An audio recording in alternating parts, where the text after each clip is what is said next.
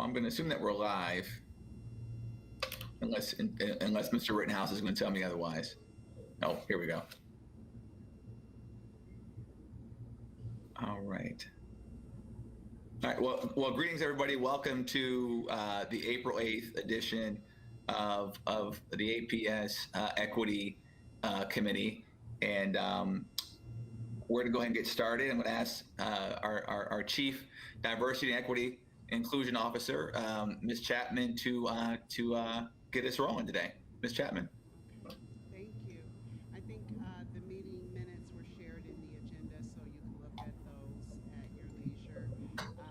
We do have a presentation today, but I do want to give just a couple of updates and conversations with Superintendent James over the past couple of weeks. We have an upcoming touch base meeting to outline some of the possibilities for what an internal equity design team, design and support team could look like within the district, and identifying those necessary resources and or people to support all the work ahead of us. So that conversation is going to be taking place during our touch base meetings coming up over the next couple of weeks.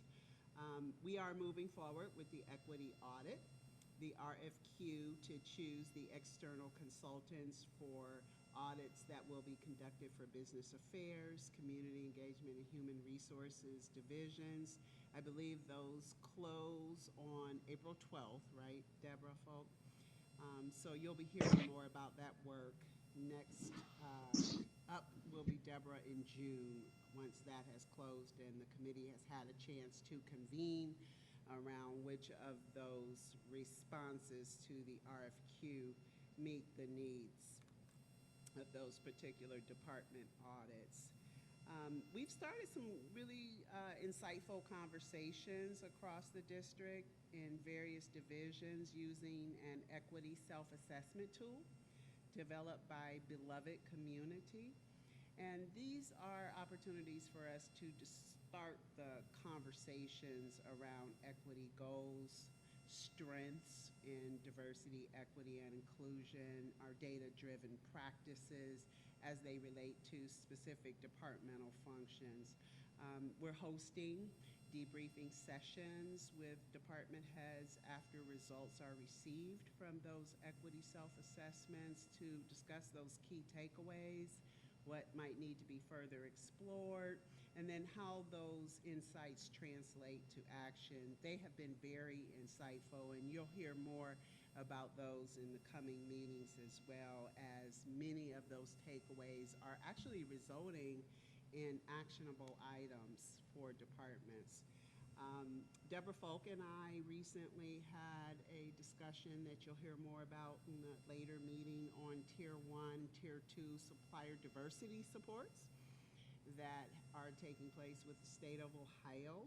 And they really provide us some opportunities to examine our supplier practices, our vendor purchasing work. And so that has started.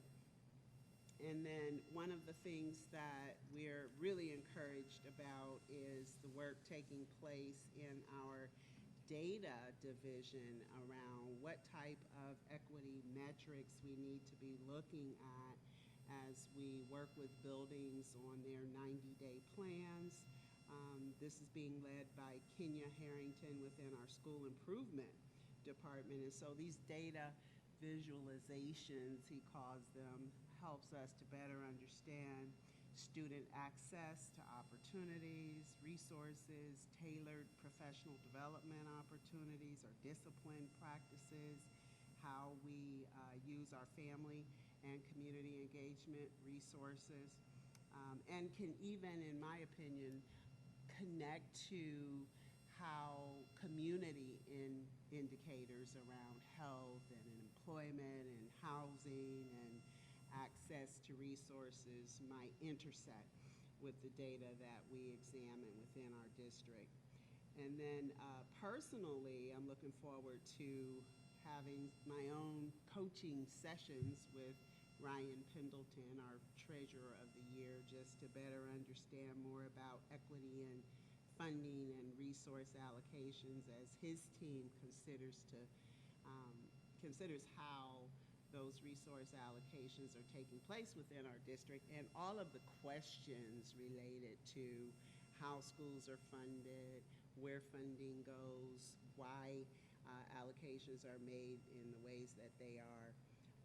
And then finally, today, I'm going to turn it over to Karen Gijic in Teaching and Learning, who's going to share more about what is happening in her division, especially on the curriculum audit work, alignment of curriculum, professional development, consulting opportunities, and then the work that will be coming forward with our DEI learning specialists. So I am excited.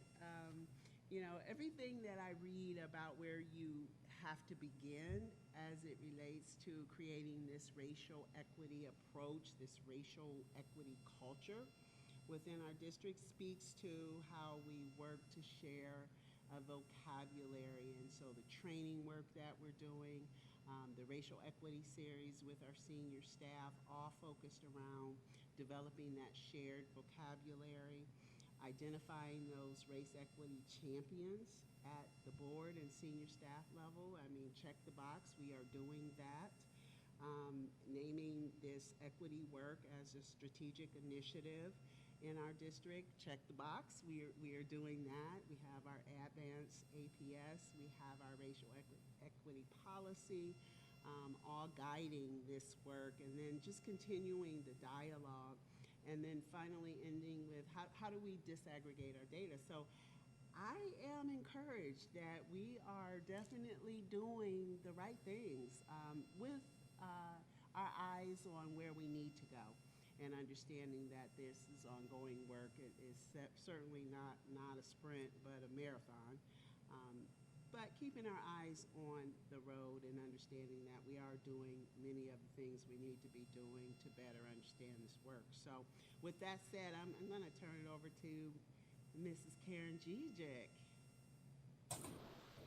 Thank you, Carla, and I will present. I have a PowerPoint that I'd like to talk through if that meets the pleasure of this board. So let me pull that. Please and thank you, Ms. Gijic. Please and thank you. Okay. So I am pleased to be able to provide an equity update to the committee from the lens of teaching and learning. And everything that we do in teaching and learning really falls under the direction of Dr. McWilliams-Woods and the leadership of Superintendent James. So when we look at the history of where we've been, it started in 1999 with a multicultural education policy. And then it kind of stayed steady until 2017, when under the leadership of Mr. Bruce Alexander, he pushed the committee forward with a racial equity policy and then some working definitions. And in the slideshow, all of those are active links for reference. That brought us up to January of this year with a new and revised equity policy. And if you look side by side with Mr. Alexander's work and then the work of this board, there are some definite walkovers from his early work to this work. And it certainly is dramatically different from the 1999 multicultural work. So the progress of the board under this superintendent and this board has been dramatic. When we look at the role of curriculum and instruction with the work around equity, we believe that there have been some accomplishments, but our goal is to continuously deepen the work around equity. So what we've done today is we've taken the policy statements and we tried to walk them over to give you some evidence of where we are and what we're doing to continuously deepen the work. So new faculty orientation, that is a mandatory onboarding of all of our teaching staff. And this superintendent and this diversity director, Carla, have instituted a program of 6 hours of mandatory training over 3 separate sessions that every new teacher must go through. It sets the stage for our expectations in a teaching career in Akron. We also have leveraged the integration of teaching and learning for our College and Career Academy. We did a 4-day training at the beginning of this year for every high school teacher to look at the collaboration across teachers, between teachers, in order to increase the collective competency to address the needs of learners. Facing History is a program that you may be aware of, and we reached out to them to help our teachers with the current events, to address what's happening in our community and across communities in the country today, to make sure that we were aware of multiple perspectives and to equip teachers with the ability to have those conversations and to effectively teach a racially and ethnically diverse student population, just as the board policy directs. We're also examining our current teaching tools. Start with a self-examination. We always had a checklist that we would use whenever we brought in new teaching tools. But now we're re-examining those checklists to make sure that they really are on point and as current as they possibly can be, to make sure that they reflect the student voice and choice of our community.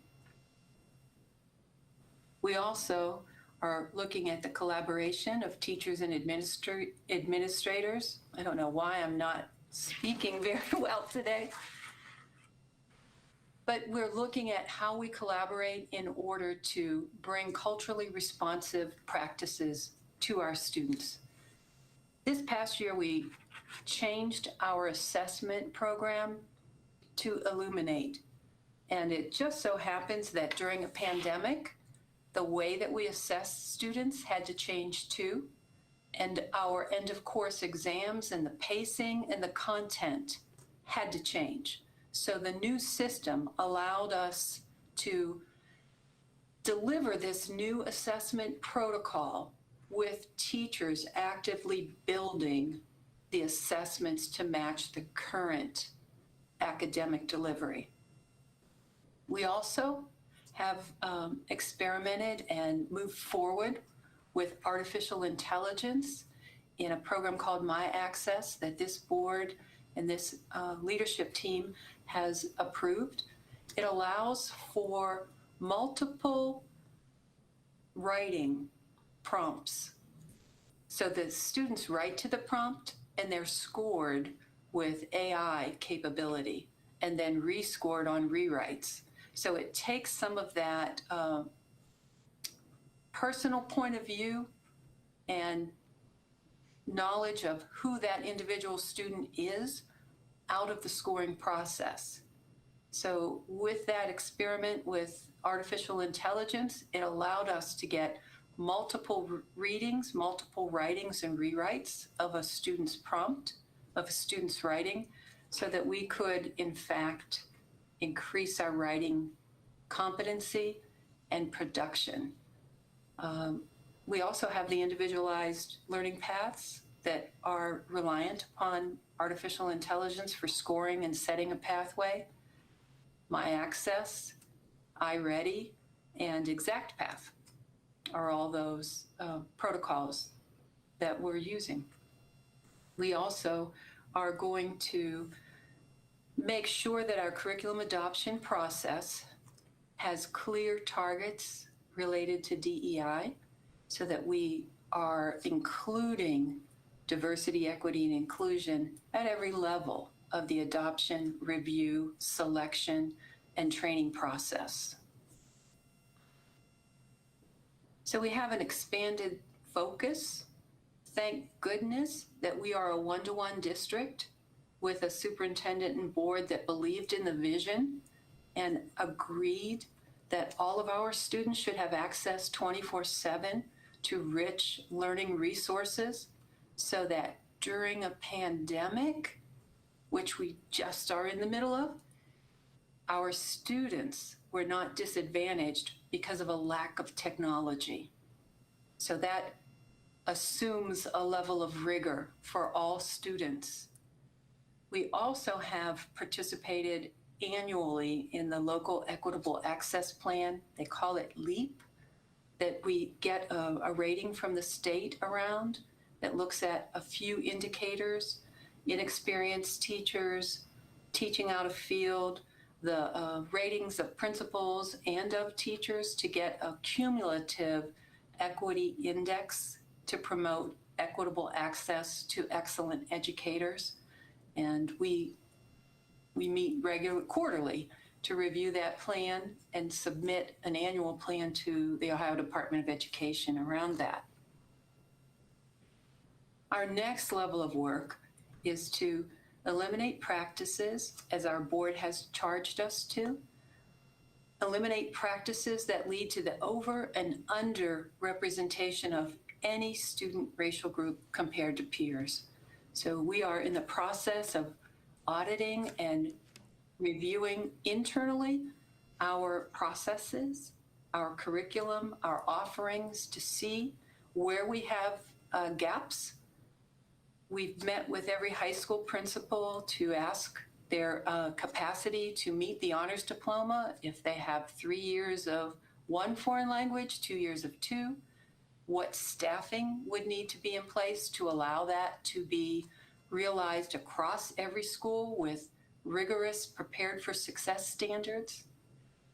So we're in the midst of that, moving that work forward. We may have staffing requests. We do have a few staffing requests that will come forward from that to make sure that we have equitable access across campuses to rigorous curriculum. And then, of course, this board supported the employment at the direction of the superintendent of a DEI learning specialist to help focus and bring that view across curriculum so that we are ensuring equitable access and addressing underrepresentation in our curriculum and with our tools. We also know that our curriculum in and of itself may need to change. Some of that change will be additional courses, but throughout each course, there should be inclusive practices that change the delivery within our courses. So as we start that next level of work and continue that audit and that pressing forward, we will again rely on the newest member of the teaching and learning team to help check and calibrate our work across content areas to support our schools. This is not in the area of teaching and learning, but it's an ongoing area of support for teaching and learning. And that is the direct walkover to human resources around recruiting, employing, supporting, retaining, continuously developing that rich support team of teachers, tutors, counselors. So we do that in teaching and learning with strong university partnerships. There's a program that this board and this superintendent has endorsed called Great Teachers, Great Leaders, and we recruit and support that program. We participate in mock interviews and on-site interviews to make sure that there is a rich pipeline between our local universities and our classrooms. Our interns and student teachers are evidence of this.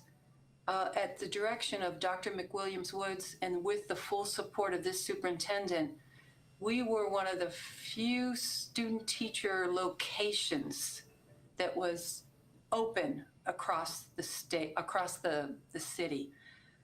We had more student teachers than we've ever had before during the pandemic because we welcome them, promote that experience for our staff, and value the energy that they bring. And as Dr. McWilliams-Woods and Dr. James always remind me, it gives us a full year or at least a 6-month on-the-job interview with aspiring teachers to make sure that the candidates who step into our schools are familiar with our schools to the highest level that they can be. So that rich relationship with our university partners has helped us, I believe. And of course, the ability to actually offer university courses on our campuses. We've been able, with Deborah Folk's support, we've been able to set up universities who come and teach on our campuses, university courses, and then the university students step right into our classrooms at Cyberling and Voris and conduct field support. So what they're being taught by the university translates immediately into instructional practice to support our kids. So we look forward to deepening those university partnerships. We have university partnerships with the IB cluster so that our teachers are teaching university courses, and our principals, Danielle Henderson, was a university professor by night for the IB PYP program. So Carla said to me, so Karen, what will success look like? So if you think about the 3x3 initiative or 3-in-3 initiative, it looks like increasing our graduation rate. It looks like improving our attendance rate, but it really looks like valuing the students in our schools and equipping them to step forward into the workforce in our city. I mean, if that's not what our mission is in teaching and learning, then I think we're misdirected. We really do have to value the students who are in our classrooms, value our teachers' expertise, and help to develop that expertise so that we can provide the best future for every student who crosses our door. So with that, I ask if you have anything that you're wondering about what I've shared, and any way I can answer questions for you. Because I would expect, Dr. Hall, that you would have a few for me, and I will be very disappointed if you do not. You know, Ms. Fieser, I love that you take the bull by the horns on that one. I love that. I do have a number of questions. I probably have 7 or 8 that I've written down along the way. But at first, I want to, out of respect to everybody else that's here on the call, I want to first defer to the rest of you, because you may ask questions that I already have. And so, you know, again, want to give you a chance to kind of get in here as well. So before I start talking, you know, who else on this call or has questions for Ms. Gijic? And please don't be shy.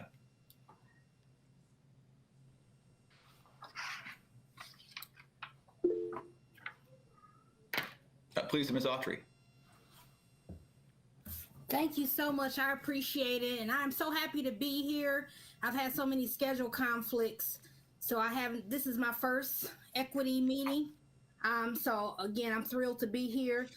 My question specifically about any connections we've made, and I apologize if this has been discussed previously. I keep thinking about our teacher academy at Bookdale and just the fact that we have that there, and just wondering if there's been any thoughts on, you know, connecting that to our pipeline, especially with its, you know, relationship to our college and career academies and diversity efforts and staffing teachers that look like our students. So my question is just surrounding any progress in connecting that in a more strategic way. Autry, I can answer that because today I serve on a committee with the LeBron James, I want to say College of Education, but Department of Education now at University of Akron, School of Education, I'm sorry. And one of the topics that came up is about the pipeline and really deepening the relationship between Akron Public Schools and that particular academy and the University of Akron. They're very interested in doing that. But I also want to kind of take advantage of the LeBron James School of Education and see if I can work out some other partnerships that can help improve that pipeline. The other thing I want to say is I served as a moderator for a session at the Black Male Summit, and I was really disappointed, Kathy McVeigh, that I had 3 African-American young men who went through the University of Akron College at some point in their careers. One even student taught at Ellet, and they didn't work here. So we have some work to do. But I really think the future for us in getting these diverse candidates is to really grow our own. And it seems like right now the university is very interested in working with us on that. The other thing I want to bring up is I did have a conversation with Rachel Tecca, and we are going to have to do some outreach, and that's where I can rely on board members to help me in really talking to parents and students to have a real interest in the field of education and teaching.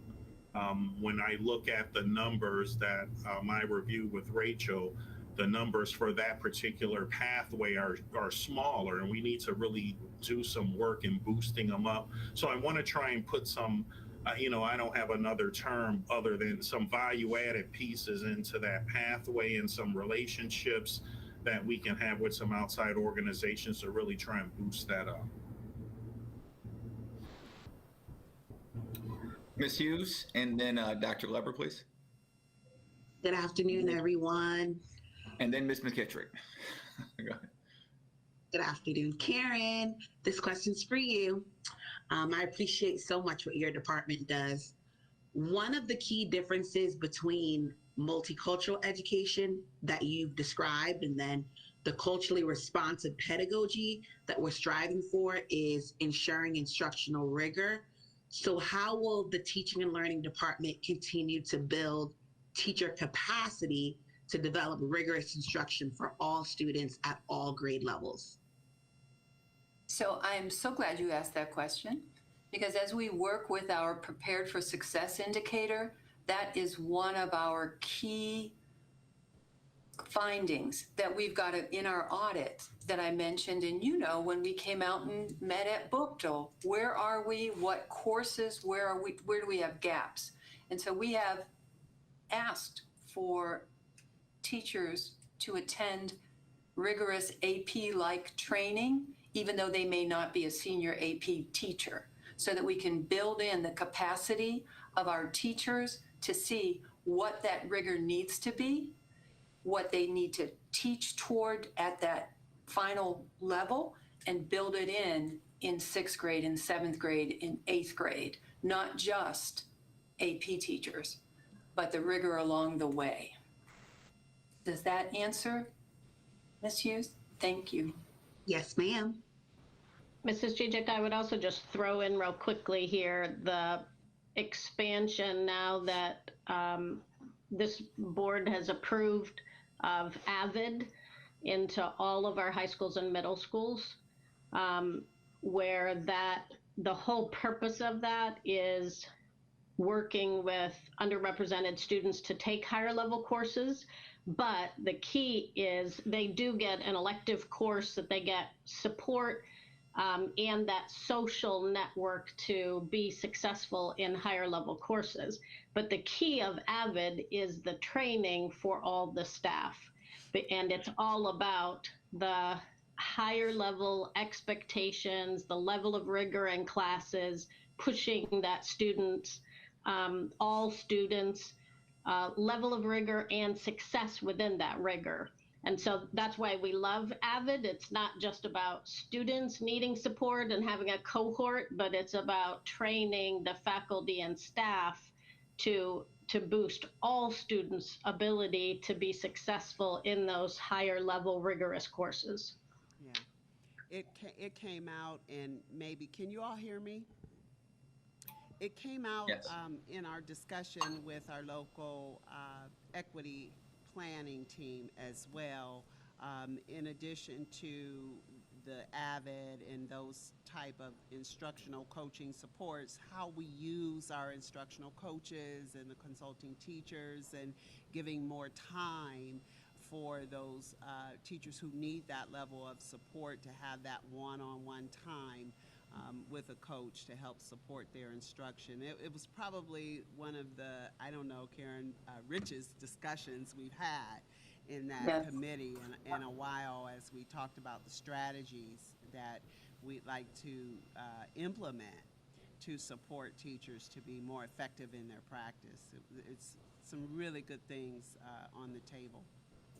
And Dr. McWilliams-Woods hit it completely on target, because we can't just put kids into AP courses without the supports. That whole Hanover research that maybe AP isn't the final end game, but the support along the way to address and embrace the rigor that has to be in each course is our critical need to establish, to support, to grow the expectation of our teachers and the belief, the mindset in our students.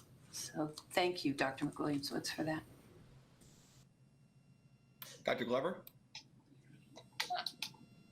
Good early evening, everyone. So I'm going back to Mrs. Autry's question, because I feel like I was supporting some of the work around the Teacher Academy program. So there's two different things that are happening within my role.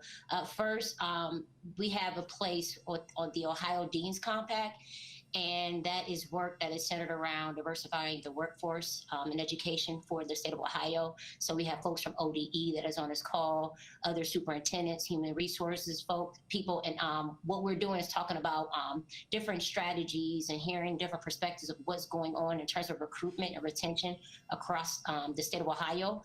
And our findings are going to be used as for a policy brief, and then for suggestions for ODE in terms of developing different legislation and policy around recruitment and retention as it relates to diversifying the workforce of educators. Secondly, prior to COVID, I know Nicole and her team of teachers and folks, I think her instructional or her academy coach, we all met with Kent State. And so our conversation was centered around, okay, yes, we have Teacher Academy at Bookdo for the high school students, but we have to reach them a lot earlier, and we might want to think about the language that we're using to frame the conversations about bringing our students into those academies. And so our conversation went into how do we develop summer opportunities to tap into our middle school students and maybe our 5th and 6th graders, so that they are working across the Bookdo cluster towards becoming coaches and leaders and educators. So by the time they get to Bookdo, they're kind of funneled into the Teacher Academy. So that's kind of where we were prior to COVID. We've had several conversations since then, but our goal is to develop something so that it will occur in the summer and begin at an earlier age. So I hope that also gives you a little more information, Mrs. Autry. Thank you very much. Thank you. Ms. McKittrick? Thanks, Dr. Hall. So I know we talk often about professional development for our faculty, but I'm wondering if there's anything in place in the coursework for our students that has to do with cultural studies, starting at very young ages, so that as they grow, it's almost too late if we wait till kids are in high school, right, to give them some kind of exposure to studying different cultures. And so I'm wondering if we have anything like that in place for our youngest kids. So I think Adam would say that that's a component of all of our social studies curricula. And the audit that we started with was in social studies to make sure that we could check ourselves and make sure that our practice was representative and inclusive. And we have some work to do to make sure that it is. But in most areas, I think, Mrs. McKittrick, the social studies curriculum carries that, although it should be infused throughout. Right. Okay. Thank you.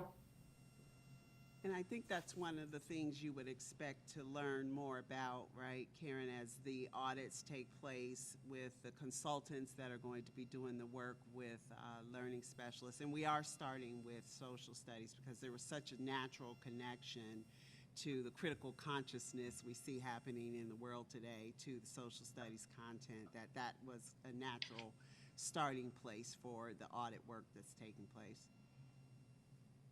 Right. Thank you. Yeah, just quick comment on that too. I mean, I think part of the struggle is, especially with social studies, I mean, there are some really shockingly ugly things about the history of the world, right? And so how do you teach that in a way that is age appropriate? I don't know if any of you have read the People's History of the United States by Howard Zinn, but there are certain parts of that I couldn't imagine a first, second, or third grader, reading or being exposed to from just in the graphic nature of it. So I think translation is, wow, that's a challenge.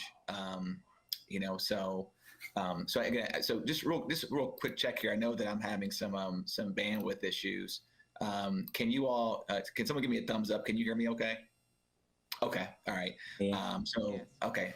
I may need to turn my video off to avoid further degradation in my bandwidth. But anyway, so that's just a quick comment on that. And then Ms. Ujic, again, I just want to thank you for the time that you put into this. It was very thoughtful. One of the things I want to ask, just in a very general sense, well, first off, the questions that all of you were asking were incredibly insightful, and I learned a ton just from the questions that you asked. So I'm glad that I shut up and let you all get in first with your questions. And then secondly, again, I wanted to thank Ms. Jujic for the time. So in a very general sense, the question that kept kind of ping-ponging in my head was about time frame, right?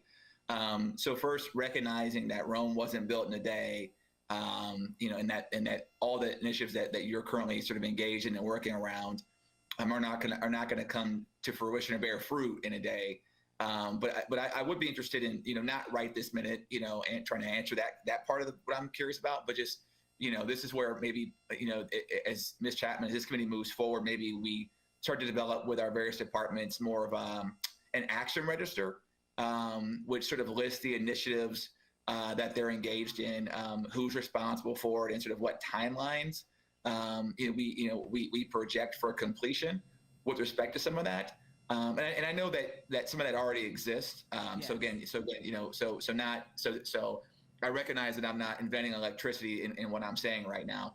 But just again, where it doesn't exist, pulling that together, and then we're going to sort of educate the committee around some of that as well. Because I love to bring Ms. Ujic back in a month or two, or a quarter, or next quarter, and say, hey, you presented in April, and here were the 9 things you talked about. Can we walk through those 9 things, and how are we progressing? Kind of taking more of a process improvement approaches as well. So now I want to channel my inner. You mentioned Bruce Alexander, Mr. Alexander, in one of your intro slides, and so I want to channel my inner Bruce Alexander with my next question. One of the things that he's kind of challenged me with is when we talk offline, is sort of asking the question, well, how do we connect this back to our students in the classrooms today, as far as what we're doing, and then where are some opportunities for quick wins along the way? And so again, that's meant to be a general question, and so I just would like to sort of ask that in a very reflective way. And Ms. Jujic or any of the others who'd like to weigh in on that, please do. So I really think that our work with Facing History was designed to be a quick win. Okay. Because when we started school this year in a pandemic, with all of the upheaval and what's happening in our world, we had to quickly provide tools for our social studies and our teachers to be able to have those conversations in the classroom from point of view, from an equity standpoint, where they've never had to have them or never expected, or maybe we're not prepared for them before. So I think some of our quick wins come out of our ability to go to the balcony and look out and see what the needs are and provide those supports with an organization like Facing History that could come in and provide some immediate support during our first 2 weeks of training for our teachers. So I would look at things like that were not consciously planned for, but had to be addressed and supported. Gotcha. Thank you. I appreciate that. And I would say, Dr. Hall, too, another quick win, I think, for me is in the way that we are going to start looking at our data. So, you know, we have subgroup data. We've always had it and looked at our academic achievement by subgroups because it's required by the state. But there are ways to look at our information that, you know, help highlight what type of opportunities are available to our students. When we start to disaggregate that data by race, ethnicity, gender, income level, geography, I mean, we can paint a different story about where those gaps exist, who they exist for. When we look at our extracurricular information, our discipline data, how we engage and work across our communities, I think the data is a quick win. And now that we're starting to have that conversation, looking at our data with those new eyes, new questions, I think that that's a real quick win for us. Yeah, I appreciate that, Ms. Chapman. I think the challenge there is, so part one of that is, to your point, just pulling the data together and looking at it, right, and having the time and the resources, i.e., an analyst is so thinking about how we better support you too, right, and what you do, because equity, DEI is not a one-man band, and so thinking about how we support you and how we help find people that can work with you to help to look at that data, I think is key too. Because the faster we can do that, then I think the real challenge begins, right? So the question becomes, how do I translate what the data is telling me? How do I operationalize the lessons learned in that data, right? And who are my partners, in doing all that, right? And then how do I create, sort of project plans and accelerators around that, and then attach timeframes to that as well. So it's a sort of a whole framework, that we're just at the beginning of in some respects. So I appreciate that. And then next, I want to challenge my inner Miss McKittrick for a minute here, as I'm impersonating the people, really smart people on this committee. Going back to the professional development piece, you mentioned that the 6-hour component. It's a two-part question. One, do you think 6 hours is enough? And number two, how do we assess? And again, there may not be a great answer for this. And so this is me thinking out loud. How do we assess the effectiveness of professional development, especially around equity? Like, how do we assess? And Ms. McVeigh, please feel free to jump in as well, because this may involve how we evaluate from an HR standpoint. But how do we assess whether or not it's sinking in? How do we assess, whether or not we're making sort of cultural progress, as it relates to, because we're spending time and money on the professional development. How do we assess, or what KPIs would we develop or have we developed to assess whether or not that PD was actually effective? Karen, So no, 6 hours is never enough. But when we onboard our new faculty, we know that there are so many other supports and so many other demands on their time that we tried to clear the deck, if you will, and make the onboarding of new staff around cultural sensitivity training the single most important onboarding that we could do for our new faculty. Then we labeled it as the 6-hour option because there's a contractual opportunity that allows us to give our new faculty that January in-service day as a day that they do not need to report. So we knew we needed them. We knew we needed to support them in a standards-based way with a uniform protocol to stand on, to step forward from, knowing that we have consulting teachers, we have embedded coaches, we have levels of support once those new faculty members step through the door. Our superintendent and our board, Ellen McWilliams-Woods and David James, thought that Carla and her team were instrumental to establish that standard for our students, our teachers to step forward from, so that we would have a uniform foundation. Is it enough? No, because it's a continuous journey for each person. And how do we evaluate it? We evaluate it with checklists, with forms, with protocols, but the final evaluation is in the success of that teacher to build relationships with students. And that is a more subtle evaluation that probably walks into, did they stay with us? Are they the right person to teach in Akron, to support our kids? And most of them are, but our consulting teachers and our IBOR process will find a few that are not.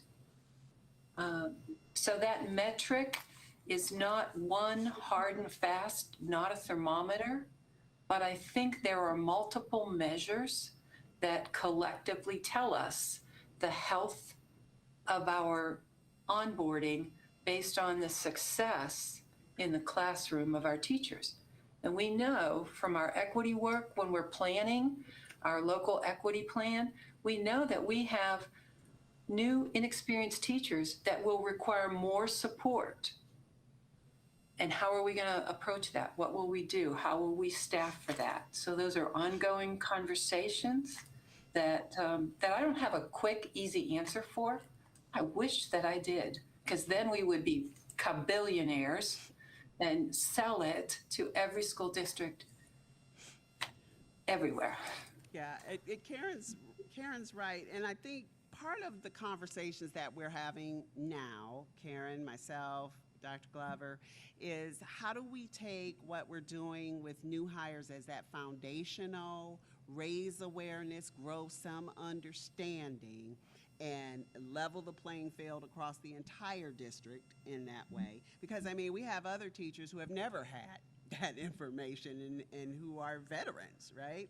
And so how do we get to that shared common language and knowledge around what equity is, right? We're still struggling with whether everyone in our district understands and has a common definition of what that means. And so we're working through what is a PD plan across the district for all staff, so that we start at a place with everyone and then we tailor that work depending on what the building's needs are. And then the second conversation is we're really asking, do our new hires experience change, right, as a result of participation in that program, and how do you measure it? And then how does that show up in their own individual evaluations, right, at the building level or at the district level? And then how does the work we do in equity show up at buildings in their 90-day plans, so that they do the work at the building level with teachers who are touching students? So all of these conversations are taking place right now, and you're right.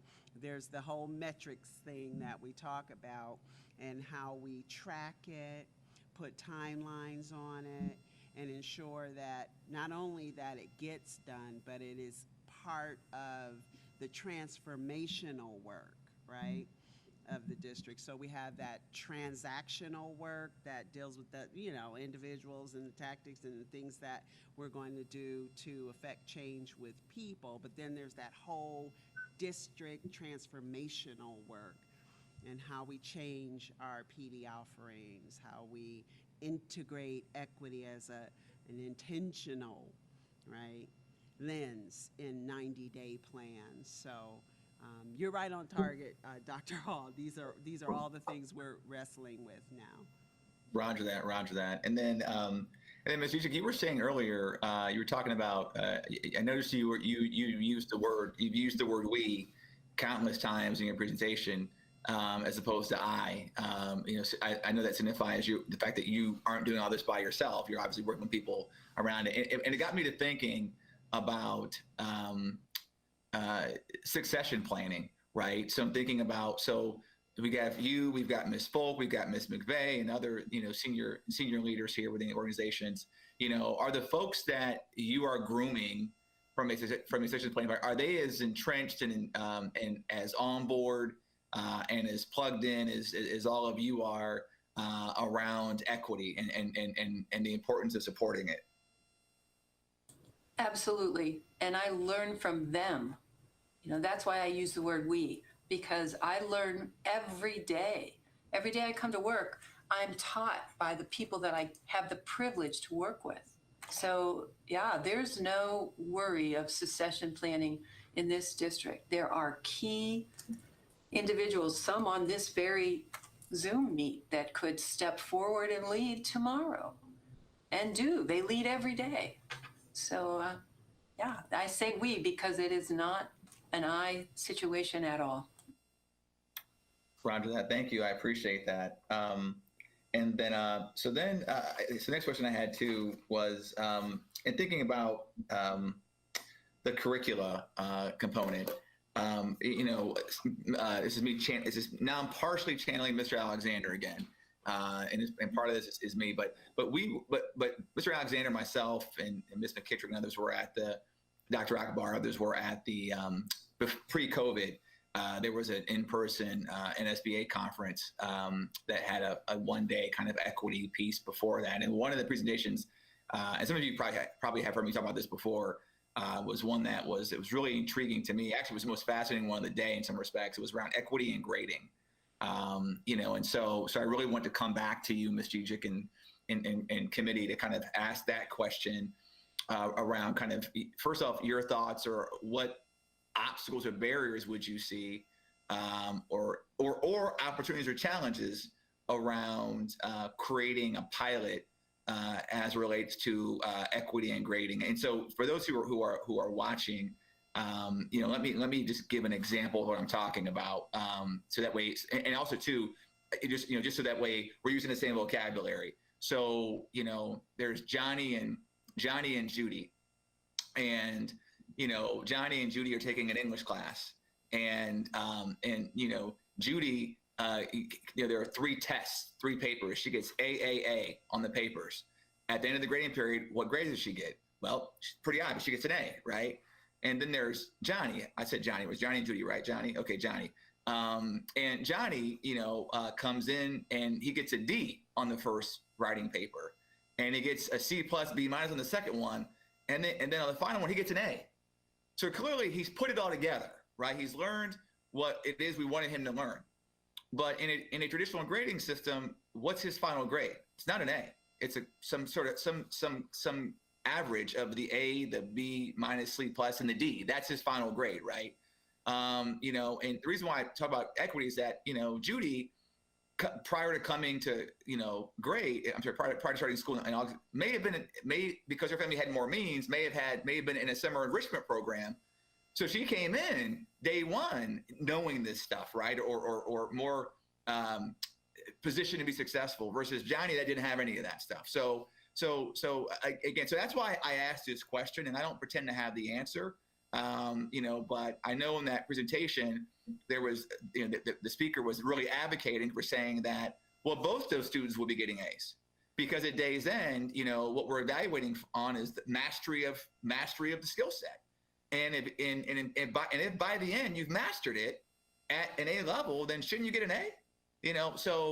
Anyway, so I wanted to kind of open the floor. I know that we're at 5:25, but I wanted to kind of, this would be my last question, but I just kind of wanted to get your thoughts, or and other Ms. Hughes and others, that are educators, on Ms. McKittrick, others on the phone that are educators that may have a comment around this. But Ms. Hughes, I'll start with you. Sure, that sounds exactly like the Gusky research with the equal interval scale and the power of 0. Student gets a 0, an 80, and an 80. The 0 knocks them down to a fail no matter what. And do they have mastery of content, or do they have an average? So we are always pushing for mastery of content. And in education, probably one of the two most difficult perspectives to change is the belief in how you grade. So when you challenge an individual to grade in a different way, you're challenging their belief system. So those changes are slow but necessary. And I think the pandemic may have quickened our movement to mastery when we build in projects and presentations of learning instead of a single exam that has a percentage score on it. So when we look at presentations of learning to show what they have actually learned over a course, we get so much closer to mastery grading. That's exactly where we want to be, holding kids accountable for content and then declaring that they have mastered it. It's one of those Okay. structural Gusky. pieces. Yeah. The other Other comments? we're at is maybe like the artificial intelligence that allows repeated scorings so that it takes, is it Johnny and I like to score boys higher than girls, or whose paper is scored? So that demystifies some element, but in AI, there's still that whose final rubric is it, and is there any bias in the rubric? So AI is a help, but it's not the final solution. Other comments? No, I was just saying that's a perfect example of one of those structural things. Yeah. Mr. G, what you were saying was one was called the equity interval scale. What was the other one? 0 something? Equal interval. So you have 0 to 60, okay? That's an F. Then you have 60 to 65. You have equal intervals, 100 to 90, 90 to 80, 80 to 70. But then if you get like 30 or a 0, somebody puts a 0 into the grade book instead of a 77, there's no way to recover from that 0. The 0 really holds the power of a 60 on a grading scale. And that's probably the other piece that was in the presentation, because it's pure Gusky. I see Ms. Hughes shaking her head. I mean, that's the research right there. Gotcha. I appreciate it. So yeah, because and that was one thing for me. You know, part of this is kind of the disconnect at times with certain students between GPA and standardized test score.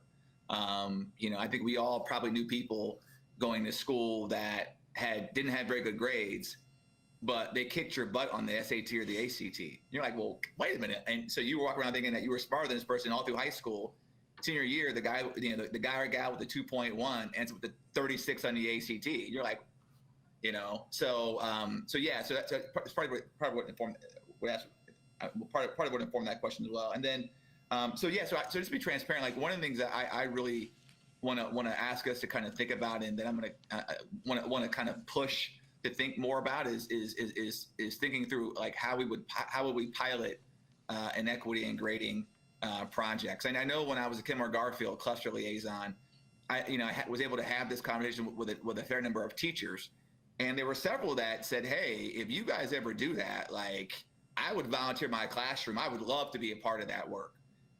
You know, and so again, so there, I know that there are people out there who are willing, and I would never envision wanting to force this on somebody, but if there are some people out there who are willing, you know, might be, you know, to kind of offer up their classrooms and themselves for a pilot is something I would challenge us to think about. And if there are barriers or obstacles to that, I'd love to understand what those are too. You know, so anyway, so I know that we're at time. Ms. Shipe, I saw that you have unmuted your microphone. Did you want to make a comment before we sign off today?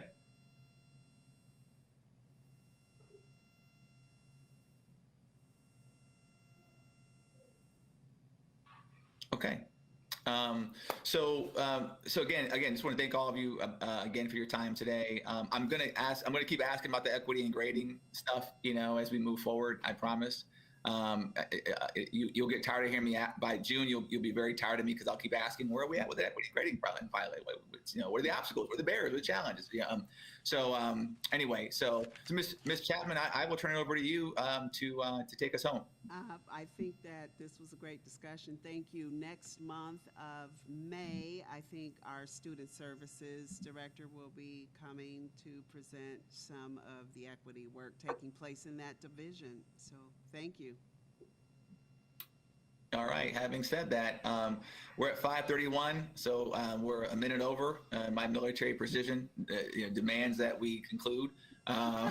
So with all due respect, to all of your time, again, my apologies for the fact that we ran now 2 minutes over. So have a good rest of your evening, and I look forward to seeing you all again next month. All right. Take care, everybody. Bye, All right. everyone. Good night.